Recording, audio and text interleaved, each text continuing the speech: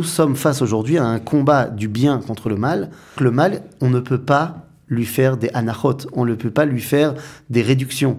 On ne peut pas dire « Ah bon, alors tu es mal, mais on va être sympa avec toi ». Non, il faut détruire le mal, utiliser tous les moyens possibles en gardant notre humanité, en gardant notre morale.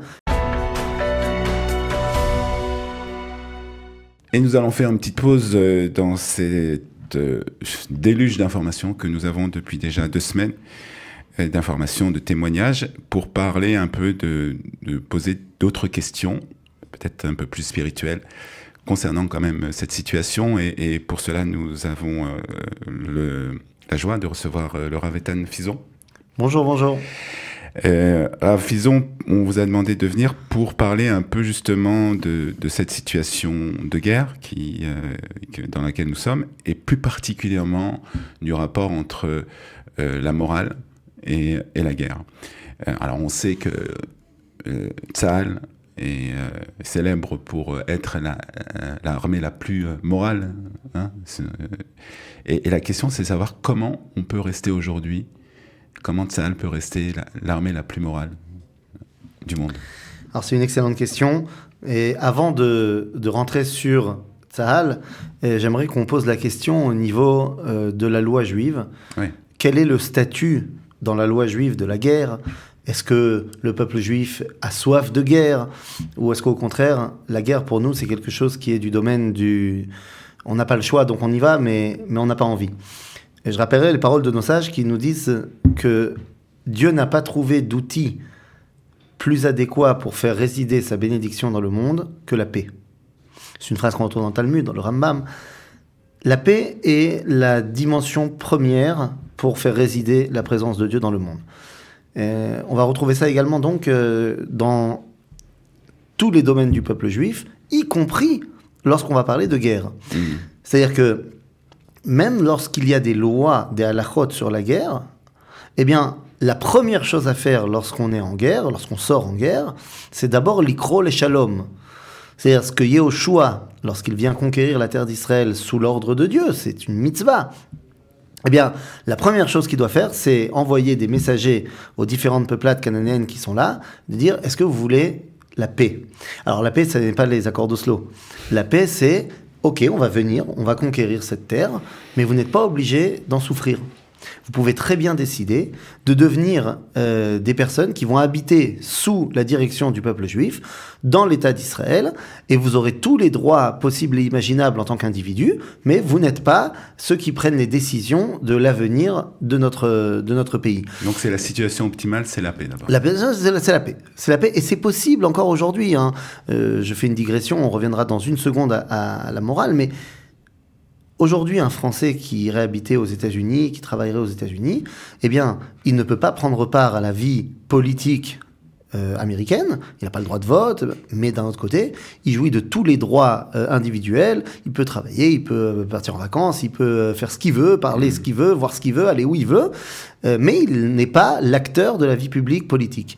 Eh bien, on pourrait très bien imaginer, et c'est ce que Yehoshua propose, et un des peuples cananéens va le faire, de venir rester ici. Deuxièmement, si on ne veut pas faire la paix et se soumettre à un peuple juif qui vient, on doit proposer aussi de partir. C'est-à-dire que les peuples doivent partir. Les peuples, on dit, on vous aide à partir. Vous voulez pas vivre sous notre direction, il n'y a pas de problème. Nous, on va être là. Vous pouvez partir. Mais là, l'hypothèse qu'on prend dans ce cas-là, c'est que la terre d'Israël appartient au peuple juif. Ah, mais c'est pas une hypothèse. Je pense que la première des choses à dire et à faire et à comprendre, c'est que ce conflit qu'on voit comme étant un conflit purement territorial et historique, c'est vrai qu'il y a un problème territorial et historique, mais c'est d'abord et avant tout un problème théologique.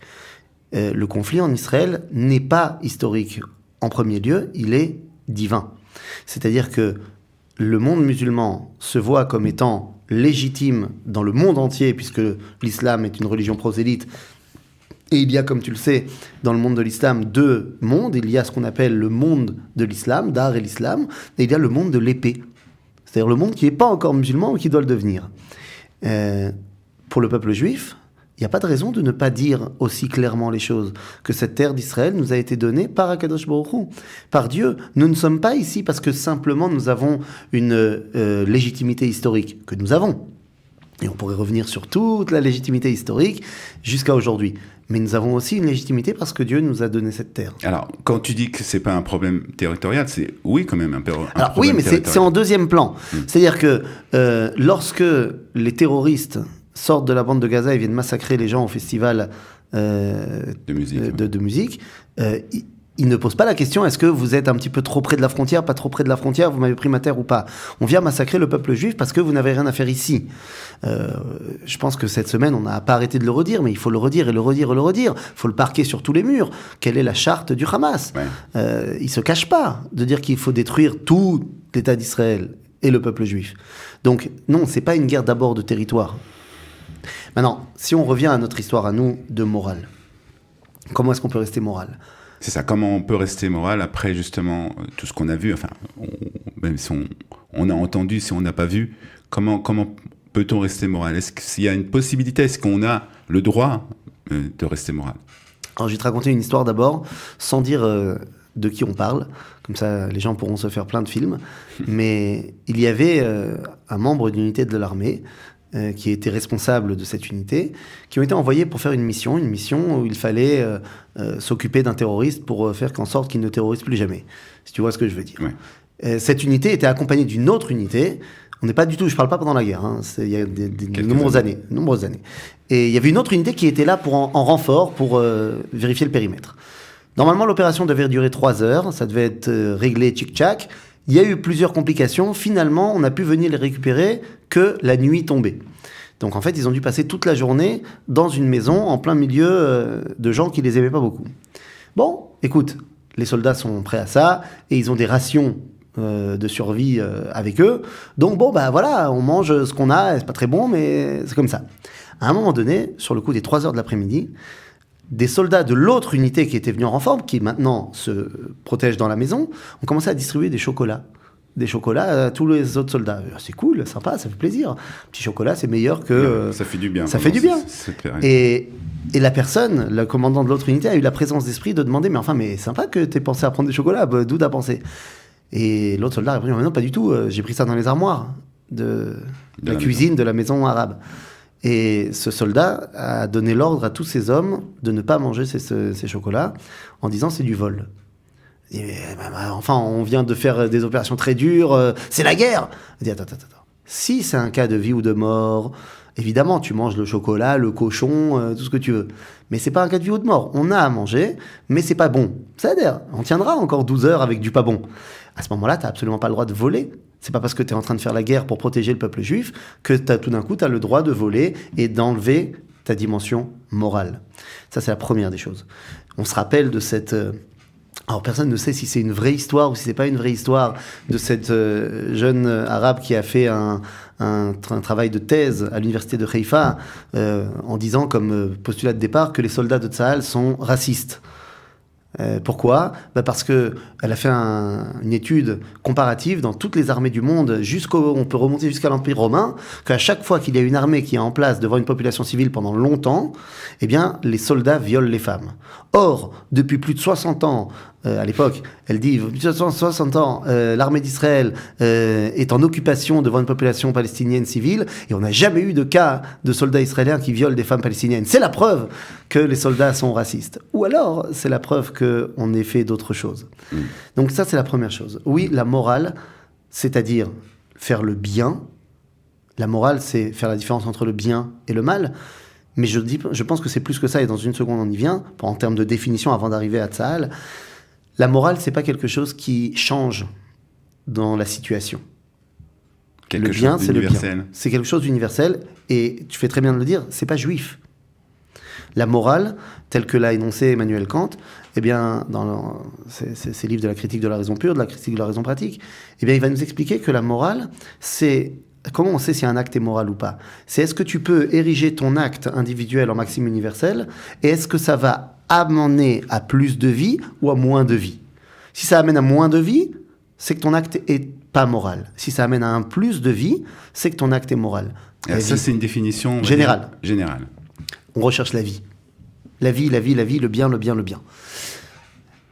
Et donc maintenant, on arrive à notre histoire. Est-ce que la morale, c'est la charité chrétienne ? qui nous dirait de tendre l'autre joue pour ne pas avoir à frapper celui qui nous a frappés? Réfléchissons 2 petites secondes. Lorsque on vient avec comme idéologie de dire que si on nous a frappés, il faut tendre l'autre joue, aime tes ennemis, non seulement c'est immoral, mais ça va contre la justice. Quelqu'un qui t'a frappé, et toi tu lui dis « Attends, t'as oublié l'autre joue », tu viens prôner une continuité de la violence. C'est immoral. Si quelqu'un te frappe, ce qui est moral, c'est de le frapper encore plus fort pour qu'il ne veuille plus te frapper. C'est la morale. C'est d'abord pour me protéger moi-même et pour protéger les autres. Alors ça, et c'est quand quelqu'un te frappe, donc c'est en fait essayer de l'arrêter pour que ça ne se reproduise pas. Déjà, ça, c'est la première chose. Et de ne pas essayer de chercher, surtout, et là c'est ce qu'on a vu dans certains médias, de commencer à chercher des explications qui expliqueraient pourquoi le mal a été fait. On a déjà entendu cette semaine, pas la première semaine, mais la deuxième semaine, on a déjà entendu, en France ou ailleurs, des médias qui disent « Bon, alors c'est vrai que c'est pas bien ce qu'ils ont fait le Hamas, mais enfin quand même !» Israël l'a un peu cherché, machin. Ça me fait toujours penser à une femme qui se ferait violer, et on dit oui, mais bon, il fallait pas mettre une mini-jupe. Non, celui qui a fait le mal, il a fait le mal, c'est lui qui est responsable. Et donc la morale veut que le mal soit éradiqué. Alors ça c'est clair, mais lorsque on veut éradiquer ce mal, lorsqu'on veut anéantir ce mal, on est obligé des fois aussi d'avoir ce qu'on appelle des victimes collatéraux. Alors, qu'est-ce qui se passe avec ça? Est-ce que c'est possible d'éviter ça? Alors d'abord, Israël essaye de toutes ses forces d'éviter cela. Toujours, ça a toujours été le cas. Le fait qu'on prévienne toute la population de Gaza et on leur dise, les amis, commencez à partir vers le sud de la bande de Gaza, au sud de Nahal Haza, de la rivière de Haza, parce qu'on va frapper dans le nord. Je connais pas beaucoup d'armées qui font ça. On n'a pas souvenir que les Américains aient fait ça au Vietnam avant de balancer les bombes au napalm. Donc, ça, c'est une première preuve. Le fait que partout, avant la guerre, à chaque fois qu'on faisait des opérations, eh bien, on venait prévenir la population qu'on va attaquer, ça nous a porté énormément de tort, parce que les terroristes aussi sont prévenus et ils s'enfuient. Donc, déjà, on a montré maintes et maintes fois qu'on ne voulait pas de victimes collatérales. Ceci étant dit, il faut bien se rappeler d'une chose. Lorsque vous avez un soldat américain qui va faire la guerre à un soldat japonais durant la Deuxième Guerre mondiale, est-ce qu'on se pose la question, ce soldat américain qu'on appellera Bob, est-ce que Bob se pose la question si le soldat japonais, peut-être que c'est un mec super, peut-être que dans sa communauté au Japon, il fait du chesed, et il aide la communauté, et il a une organisation pour les malades, peut-être, on ne sait pas, mais c'est pas le débat. Parce que là, on ne se bat pas contre monsieur japonais, mais on se bat contre une entité collective. On se bat contre un ennemi. Lorsqu'on fait la guerre et qu'on veut protéger sa population, eh bien, la première chose morale à faire, c'est de protéger sa population. Si tu commences à vouloir plus protéger les enfants de tes ennemis plutôt que tes enfants, tu deviens immoral. Parce que tu dois protéger d'abord ta population. Si on peut également éviter de faire du mal aux gens qui ne sont pas impliqués, évidemment qu'on l'a fait, on le fait et on le fera. Mais d'abord et avant tout, protéger nos hommes. Si il s'agit de mettre en danger nos soldats ou notre population pour éviter des dommages collatéraux, c'est immoral.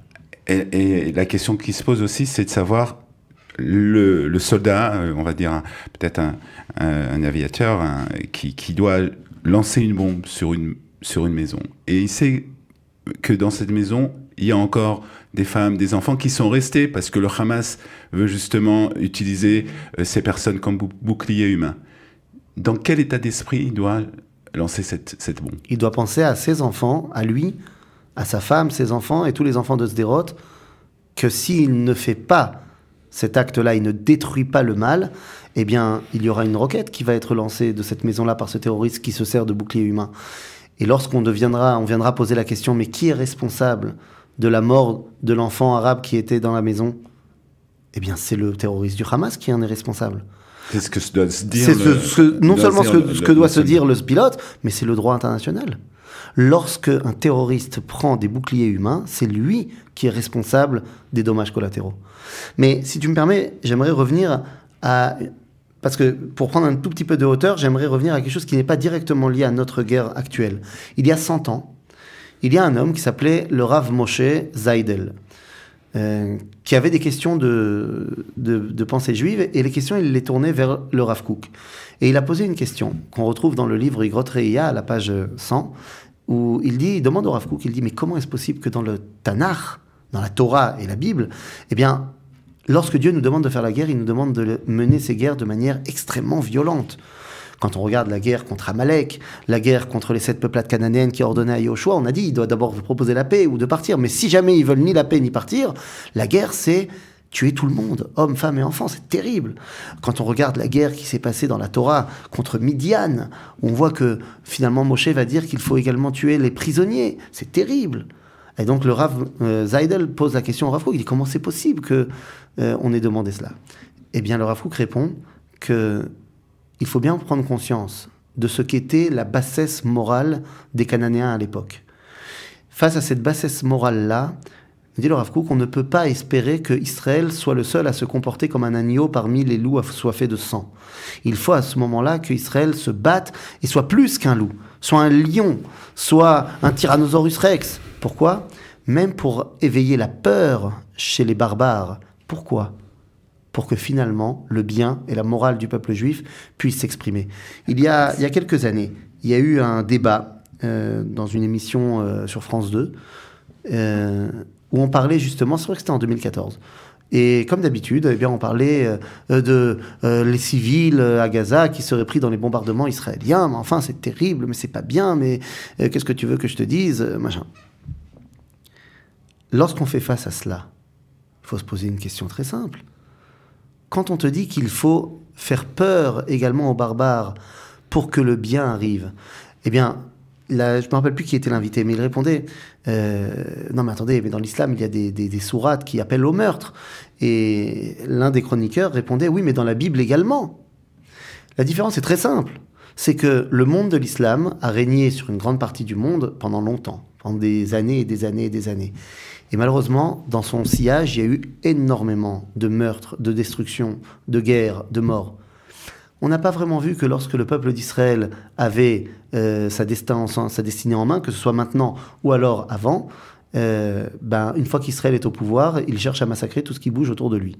Donc oui, il y a peut-être des appels dans la Torah qui sont des appels durs, mais dans les faits, on voit que d'abord, même dans la Torah, quand on te dit « celui qui fait ça est passible de mort », au final, d'après la loi juive, il n'est pas passible de mort. Puis il n'y en a pas eu beaucoup. Et il n'y en a pas eu. Et c'est de ça qu'on parle, les amis. Donc, la morale, c'est de détruire le mal jusqu'à la racine. C'est la justice au-delà de la morale. Tu imagines venir maintenant regarder dans les yeux les parents d'une des victimes de Be'eri, de Kfar Aza, et de lui dire, maintenant, voilà, on a un petit peu bombardé, mais tu comprends, comme on ne peut pas tuer tous les terroristes, alors on va faire un cessez-le-feu, et voilà, et finalement, le terroriste qui a été arrêté et qui n'a pas été tué, on va le libérer. Non mais enfin, alors, c'est immoral. L'enchaînement avec la paracha de la semaine est tout fait, puisque là aussi, on voit que Dieu décide de détruire le monde. Alors, est-ce que c'est aussi la même chose ? C'est-à-dire que c'est une décision divine de mettre la fin au mal ? Bon, d'abord, je vais pas jouer à l'avocat de Dieu ni au faux prophète. Donc, je ne sais pas quelle est la décision divine. Mais si on veut faire un lien avec la paracha, j'ai envie de dire, malheureusement, le lien est tout trouvé, puisque la paracha commence en nous disant que le mal a rempli la terre. Et comment la paracha dit ça ? Vatimale haaretz Hamas.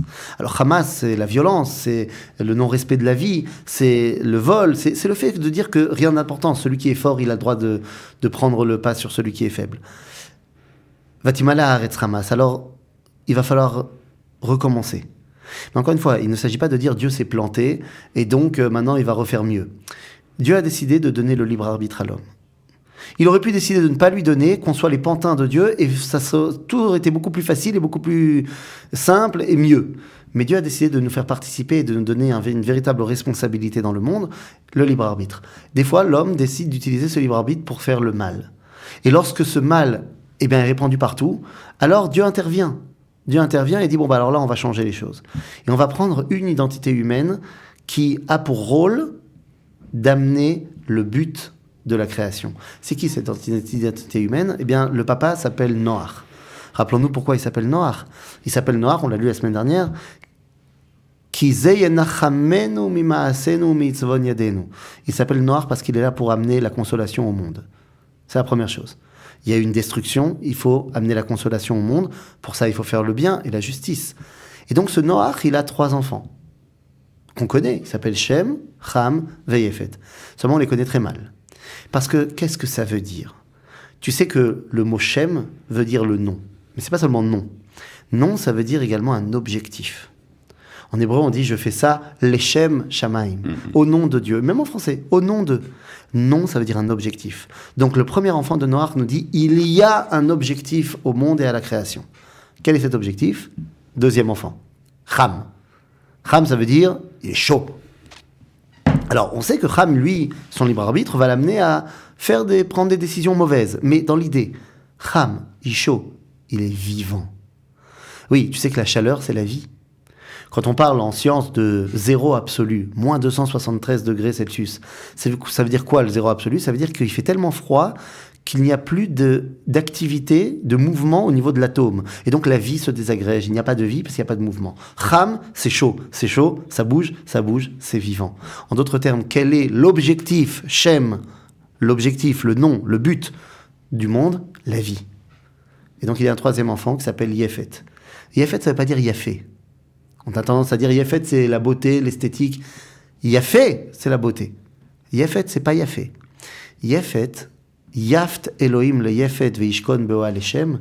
Yafte, ça veut dire la propagation, l'expansion. En d'autres termes, il y a un objectif dans ce monde. Cet objectif, c'est l'objectif de vie, et cet objectif doit être propagé dans le monde. C'est ça que nous apprend la paracha de Noach et la reconstruction du monde après le déluge. Contrairement à cette idéologie de la mort.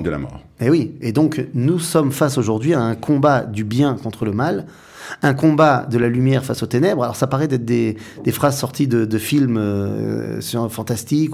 Non, il s'agit vraiment du combat du bien contre le mal. Et donc le mal, on ne peut pas lui faire des anachot, on ne peut pas lui faire des réductions.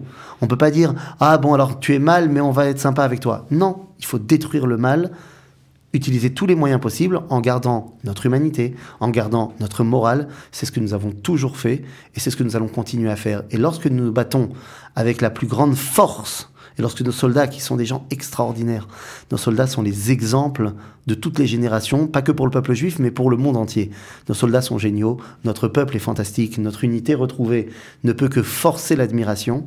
Eh bien, nos soldats montrent qu'on peut être à la fois extrêmement puissant et en même temps garder toute cette sensibilité. On a vu les images de ce papa la famille arrive juste avant Shabbat devant la base et il vient de sortir de combats terribles et il vient, il pose son arme, il met ses mains sur la tête de ses enfants et les bénit avec amour et avec paix, comme nous dit la bracha des Kohanim. Tu te rappelles ? Oui, bien sûr. Vaismar. Ken, et à la fin ça termine par Isa Hashem panav elecha veyasem lecha Shalom. Shalom. Voilà, donc l'objectif, c'est Shalom. C'est ça. Ce qu'on a dit au début. On termine par ce beau message. Merci en tout cas, Fison. Et Shabbat Shalom. Shabbat Shalom. Justement. Amen.